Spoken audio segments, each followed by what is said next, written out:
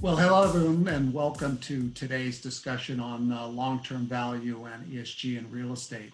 My name is Mark Grinnis, and it's really a pleasure to be here today and representing as a title sponsor for this event at CREtech. We are long-standing supporters of CREtech, and obviously over the years, the tremendous events that have been put on for our prop tech. And when we heard about the opportunity to be a sponsor for this focus on ESG, we really jumped at the opportunity. You know, we think we at EY, our tagline is building a better working world, and we think nothing aligns better as we'll speak through today what our view is on ESG and hopefully what our vision is for real estate. Obviously, it's a challenging time. It would be much more exciting to be able to see Mr. Beckerman in his black T-shirt, white high tops, prancing around some stage in Brooklyn or New York. But today, I think we can have a very successful event as we go through today's topic. I have to say I am joined with a real expert, one of my partners, Chris Peterson. She is really our governance leader within EY, and she really is an advisor to some of our top clients in the firm. So with that, Chris, maybe I can turn it over to you. Great. Well, thank you, Mark, and hello, everyone. And I'm too delighted to be here, part of the CREtech Sustainability Summit on behalf of EY. And we have a three-part agenda planned for today. We're going to start out with a short primer on long-term value and how it encompasses ESG, and then discuss the investor perspective, which is an important one for the real estate profession. And then we'll finish with a discussion as to its relevancy during these times of COVID. So with that, let's get started. You know, when you look at long-term value and ESG, we really think these concepts are very symbiotic. And our point of view is that long-term value is an umbrella concept, which includes a more complete view of the non-financial drivers, including ESG, which of course is environmental, social, and governance topics. But we also, with the long-term value perspective, prioritize human and consumer value drivers, which many of the ESG models don't. So you'll hear us talk about long-term value, and we're considering ESG to be part of that. You know, there's an interesting concept that we'll start with around the changing shape of value, which we really see as a mega trend now, in that there's an increasing proportion of a company's value which now lies in its intangible assets. And if you look at this bar chart, we found that currently 52% of a firm's value actually sits off balance sheet. And it's even higher, up to 90% in some technology, media, and data-driven companies. And we've seen a significant shift over the past 40 years, when previously 83% of value sat on the balance sheet of companies because business owned their assets. So it's a very different it's a very different view today. And because of that shift, the role of the intangible assets has taken on much more importance. And by those, I mean things like this. What is the value of an engaged employee? What is that worth? What's the value of a diverse board and a diverse leadership team? What's the strength of a strong corporate brand? What is that worth? What's the value of a COVID-free building or a happy tenant?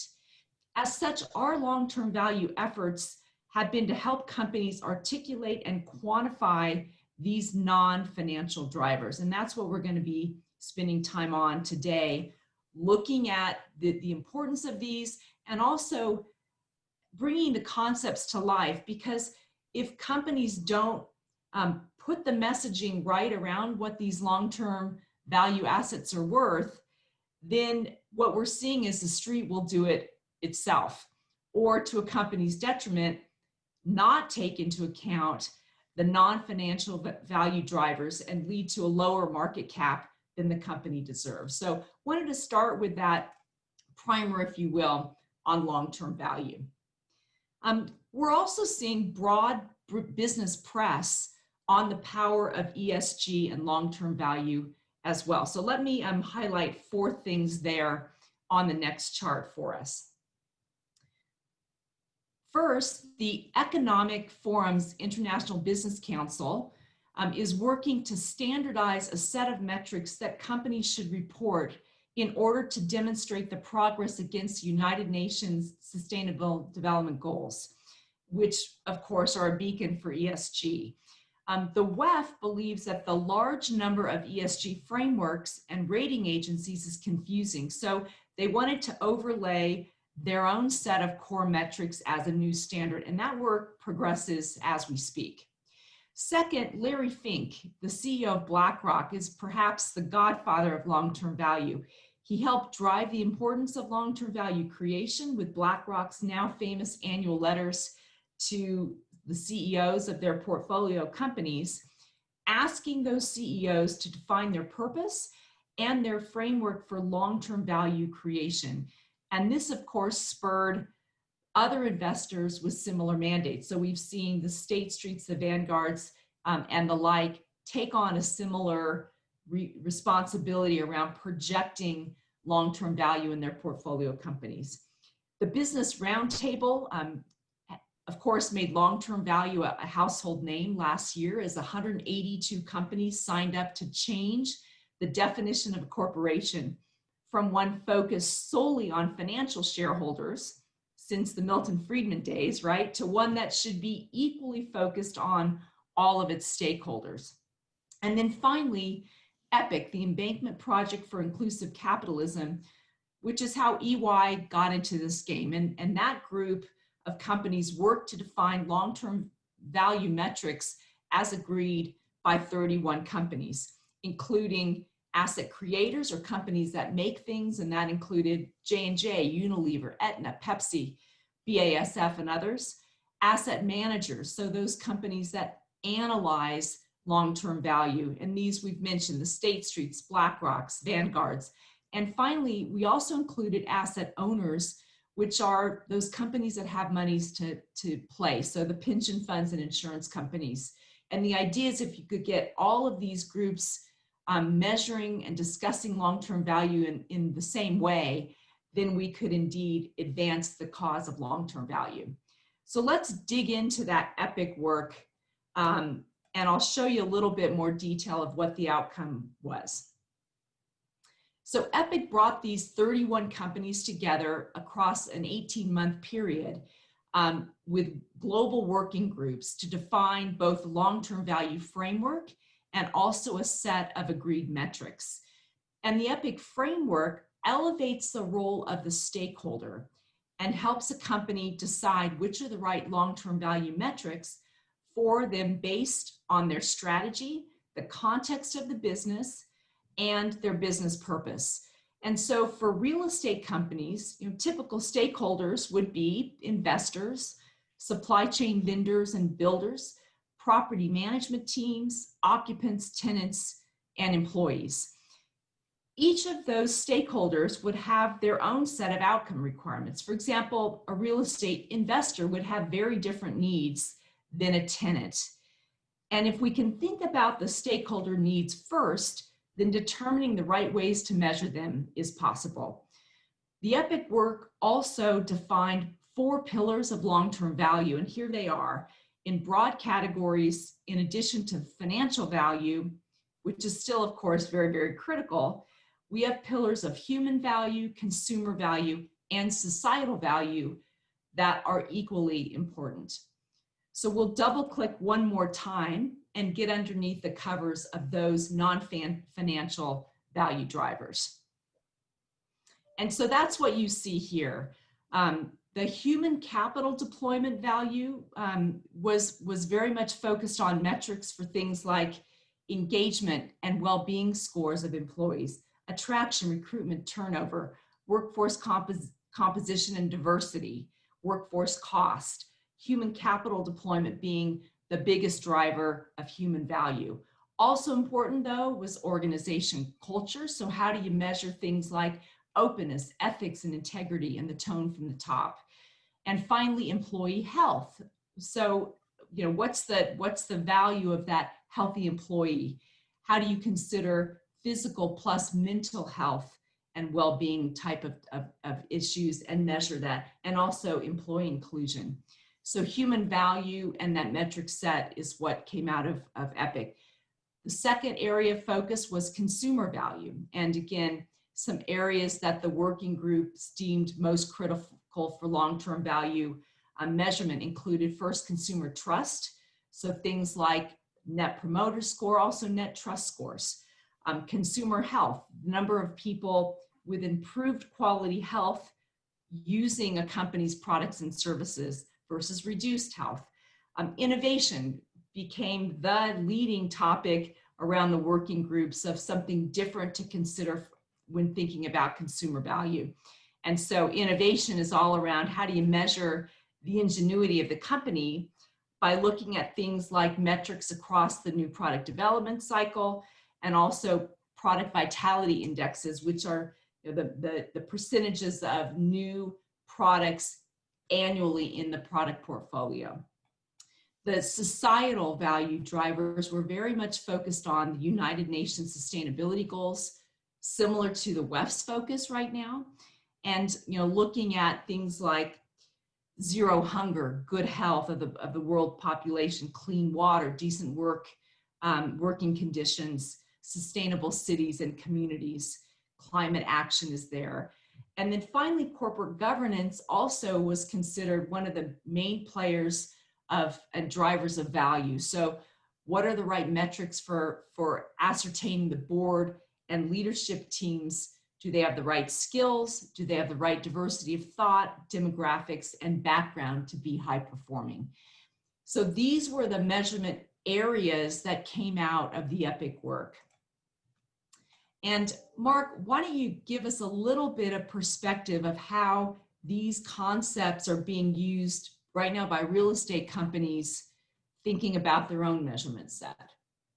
Yeah, no, thanks, Chris. Look, I think the key things for us is to look at as our sector is where are we today? Kind of what is a temperature check? One place to start is to look at a recent Investor Business Day survey that really looked across the landscape at various companies and identified 3 representatives out of our sector, and then 2 were in the top 3 positions. Data center, logistics, and healthcare all were amongst the top 50. And you think about the size of all sectors, where we're 5 to 10%. We probably held our own. I guess when you think about the questions I oftentimes ask is okay, so what do we look like? What does good or what does great look like? And I think Chris has highlighted a lot of different areas. I think as we kind of drill down and looking at this chart, kind of there's 4 kind of key pillars that I think were looked at for purposes of this. Obviously, lowering resource use. What are we doing with respect to energy usage? We now have a lot of tools that we can really monitor and measure energy use. We're putting those, actually applying them and really driving down, scores of what they were before, setting targets and benchmarking and lowering. Are we using some of those technologies to figure out how to redistribute our energy usage? So maybe we can tap the grid when it has cleaner energy sources that are sourced for the grid. I think those are kind of areas that are people looking on the energy front. Obviously, investing in the workforce is key. There's so much that can be done with respect to, obviously, financial, health, personal, work-life balance, all of those tools that are critical for creating a really successful, positive work environment for the workforce. And strengthening internal governance. The steps that I think people are looking at is where does this agenda sit at a board level? Are there specialists? Are there ESG professionals within the organization? What are they tasked with respect to the long-term strategy of the company? Here is a governance are elements of what good or great look like. And then obviously transparency. We really are, I think, increasing and improving. There's some really best in class representations of what good disclosure looks like. But there's so much more I think that can be done. But these kind of represent, what we think are real great examples. But I know, Chris, we have our EY scorecard, and maybe you can walk us through that. That's great. And, we often get asked, how are you measuring yourself, and are you using these concepts internally? And indeed we are. And in both our strategy formulation, so this is our next wave strategy statement, with the aspiration to create long-term value as the world's most trusted, distinctive professional services organization, focused on client value, people value, societal value, and financial value. So you'll see all four of the pillars. And then the long-term value scorecard we've included here on the right. And there's two metrics in each of those categories. Client value, there's client experience and account teaming. People value, employee experience, and also favored employer.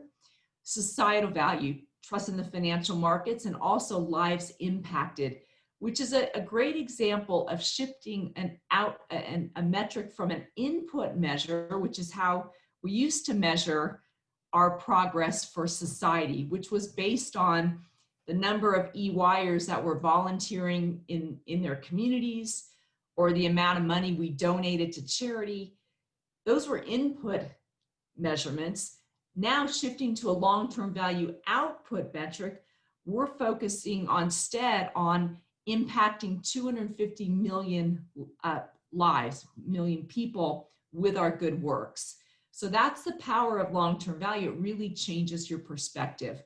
To round out the scorecard, we have metrics for financial value, and on the bottom, you'll see diversity, inclusion, and also corporate brand. But this is our scorecard for the year. And again, I think it's a good representation of using these long-term value concepts directly at EY. And again, we're starting to see other companies do the same.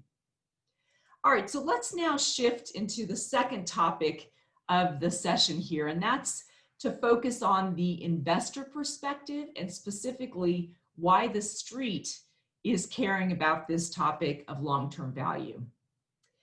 On the next chart, I've got a couple of graphs for us to show that ESG and long-term value is indeed proving to be fruitful, as companies who focus on long-term value with strong ESG programs and metrics, we find time and time again, are outperforming the market, even during these times of COVID.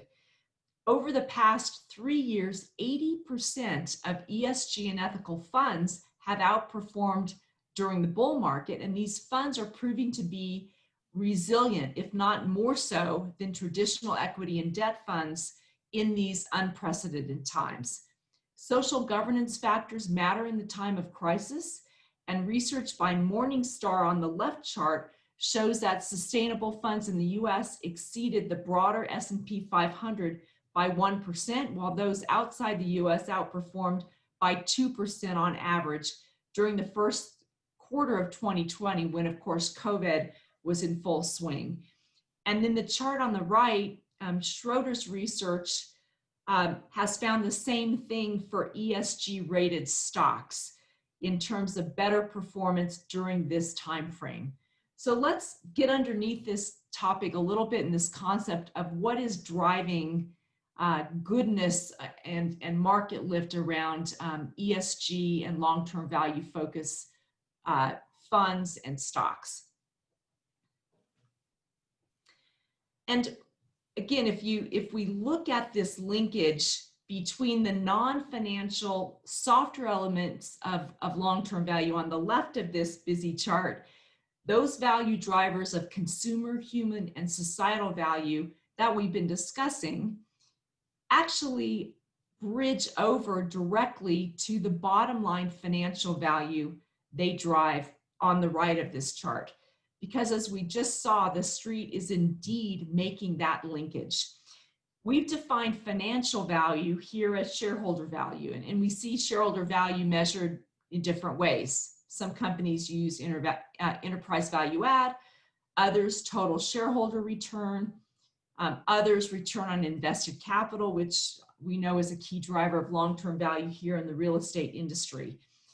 And that long-term value financially is directly driven by things like market share, revenues, cost of labor, cost avoidance, cost of goods sold, and the cost of capital, which can all be impacted directly by long-term value. Human value is a pretty simple example. And that might measure, you might measure by looking at these EPIC categories. How's a company's human capital deployed? What is employee health like? What about corporate culture? These are all things that the analysts might dig into. And we've listed some metrics that could be used in measuring human value, things like turnover rates, diversity percentages, engagement scores, employee well-being measurement, which is great in its own merit. But if we make the link deliberately, then investors can see that a highly valued human employee shows up to work more, uses less sick days, stays at the company longer and won't attrit, and their productivity is higher when they're engaged. That drives a lower labor cost, and cost of labor is a direct driver of financial value. And our findings is that if a company can build their own long-term value financial model similar to this, it makes it easier for the street to make that linkage as well. So again, these things are very tied, and our goal is to make that a simple linkage to the financial markets. And Mark, very, very important here in the real estate industry as well. I actually had an opportunity just last week to co-present on a panel with Sam Adams, the CEO of Vert Asset Management, who invests in real estate funds. So over to you to talk about some of the long-term value metrics and ESG drivers we're seeing right now in the real estate industry. Yeah, look, I think the examples you presented are really on point. And when you think about our industry, we're a highly capital intensive industry. Our debt and equity providers, and in many cases, are very concentrated. The sovereign wealth funds, the pension funds, endowments, the various sources of capital have really, I think, some extent mobilized. I ask anybody in your marketing and investor relations group, and they're used to checklists. And now the checklists are changing and evolving and really getting much more focused and targeted in this area. And I think, Chris, as you mentioned, this is first Vert Asset Management. This is a kind of synthesized version of their checklist on what their kind of focus is and priorities. They have determined that investing in those companies that make these ESG a priority are the ones that are viewed most favorably and will be most beneficial from a return perspective. And so you break it down: environmental, what's the energy and emissions reductions? What's your plans? What's your green building certifications? How many do you have? What's your target? What's your objectives? You have green leasing procedures in place. What tenant, employee, and community engagement? Many companies today are engaging in have their apps that they use to be able to track their involvement of people within the building, the tenants, and engagement and community activities. What's being done there? And obviously from a governance perspective, some of the items we discussed earlier. Also, they have some disqualifying criteria and maybe some red flags, a heavy emphasis on fossil fuels. Do you have FCCPA policies in place? How are you monitoring and overseeing those? And what's your position and your addressing toward climate risk? These are, I think, all that I think are obviously exist and probably are going to continue to become even more prominent as those look to seek debt and equity capital. Now, on the next slide, we can probably walk through even some more examples. So here is, we talk a little bit about, healthy buildings. I think in a COVID environment, we've looked very much at, we've activated technology and I think energy is an area where we've had lots of tools and technology in place. But you think about today with the sensors, the IoT. There's lots of more abilities to track exactly what is happening on the building management systems. Do the digital twin technology, is it in place to be able to track exactly what's happening on each part, and when can they be worn out? When are they becoming less functional and creating wasted energy? Technology to manage your carbon savings. Obviously, lots of tools on water savings. These are all the kind of the various places where you can get benefit. I think when you look at the bottom of this chart here, we kind of break through the general synopsis of how people view the impact of these. 62% think that emphasis on this absolutely increases a building's value. 79 thinks it's enhances occupant satisfaction. 73% will improve in building leasing. These are important things that I think are really getting embedded in, and quite frankly, I think from a tenancy perspective, tenants more than ever before are looking for these and asking questions. What are your carbon saving procedures? What are your energy saving procedures? Very important in the operation of building. Chris, maybe pick up from there. Yeah, let's now shift into the third topic, which is, does any of this stuff matter in the time of crisis, and especially here in the time of COVID? And we showed earlier how companies are indeed outperforming during the times of COVID when they're focusing on long-term value. So let's now discuss specifically what they're doing differently.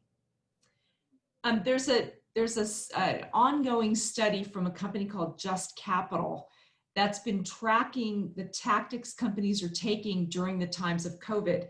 And if you look at this bar chart, it's probably easier to look at it from right to left. We'll look at each of the highest spikes on the bars to see the focus on long-term value. So first, that 70% bar is 70% of companies are focusing most on human value with remote work and modified schedules available for their employees. That was the #1 tactic companies have taken during COVID. Moving over to the 63% of companies have focused on health and safety moves to protect their workers and also their customers. Keep moving over to the left. 51% took measures to accommodate their customers during these times, again, showing the prioritization of consumer value. Further left, 52% focused on community service or societal value, and 51% created community relief funds. So again, you see the moves made, and when I first saw this data, I was just amazed with how many have taken, these steps.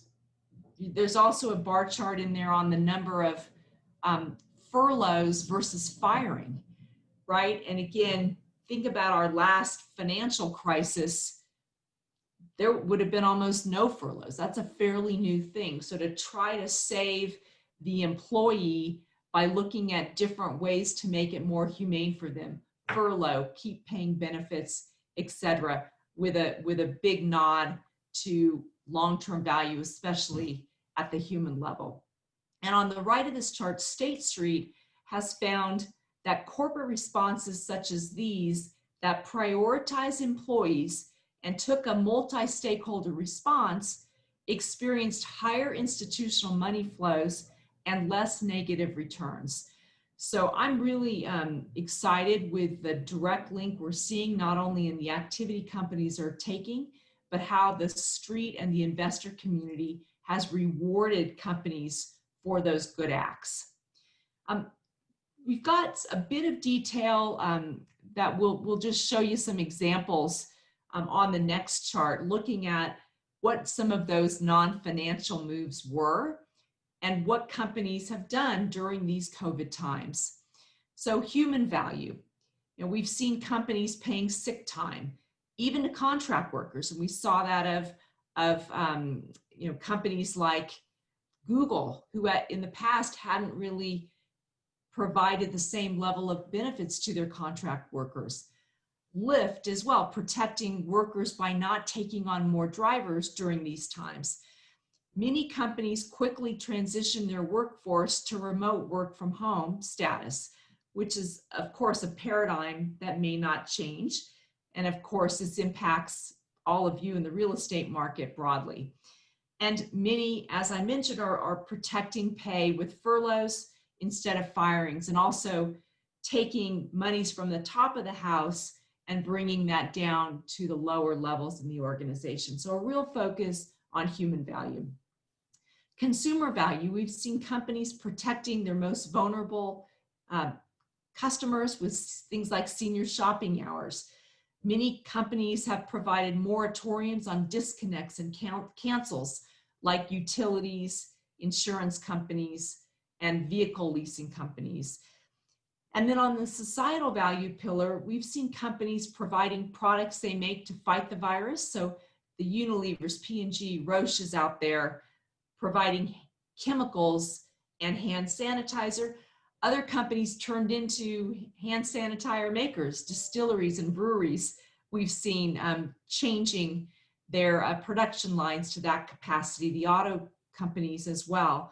And a great example is Airbnb using their vacant properties for COVID responder housing. And many also, of course, pouring a lot of money into foundations. So again, some examples of real world, best practices across companies trying to focus on these longer term value drivers and not just take the shorter term, cut heads, shrink the supply chain during these times of crisis. On the next chart, we've shown some evidence of this link with COVID and the investors, and we're seeing that companies that focus their COVID responses around long-term value, especially around protecting employees and securing their supply chains, and told those stories well to the street, to the markets, had higher returns, with evidence here documented from both State Street and also Morningstar. And the last concept I'll leave you with, again, in this COVID era on the next page, is that some examples of long-term value during COVID and how these companies that focused there fared well during the pandemic. A quintile analysis of best and worst performers found carbon efficiency, corporate governance, and employee prioritization created the highest market returns. So again, some evidence and proof points now as this long-term value and ESG topic has continued to mature, that we think will continue to drive this focus on long-term value in the future. So Mark, over to you to tell us how these concepts, especially during the times of COVID, have played out in the real estate industry. Yeah, look, it's obviously a really challenging time for our industry. Buildings empty, people staying at home. We are, 88% of our time, just as humans, are inside structures at some point. We are not meant to be locked down as we have been for this very difficult period. But even in spite of that, I think there's been some great advances, and some of the things that you pointed out on this attention toward the employee, sensitivity and awareness, and the catering to the needs of the employee. I think that's going to stick to some extent. People are now, there's lots of flexibility. This work from home is not an answer of how people are going to work in the future, but it's going to be a combination of working from home and people being able to prioritize exactly how they want to run their lives. This has driven some advances in technology and what the operating systems, if you will, that we're starting to instill inside our buildings to manage access, touchless. There's been some great advancements there. And I think on this chart here, it is providing an awareness of sustainable environments, healthier buildings, and really how to optimize those things of air pollution and water conservation. It's really the foundation of healthy buildings. As you can see kind of on the chart, and I won't go through all the, but 78% of employees want a greater mix of how they work. 80% of landlords and owners will use ESG in tenant decisions. There's lots of evidence that I think is pointing to great things that are positive that are coming out of these last 6 to 9 months, and hopefully we will be turning the corner very soon. I will say we as a firm at EY today I got my history of how much I've spent on airline travel, what my carbon impact was. We at EY are fully embracing it as a firm with 380,000 people and 22 million square feet. We know actions that we take as a firm can make a difference. And I think the leadership of our firm and the other great companies in our industry that are taking leadership roles can really have a transformative effect on our overall impact on this earth and all of the ESG items that I think we've covered today. So Chris, thank you so much for joining us. CREtech, thank you so much for allowing us to speak today. And we look forward to the rest of the conference. Take care.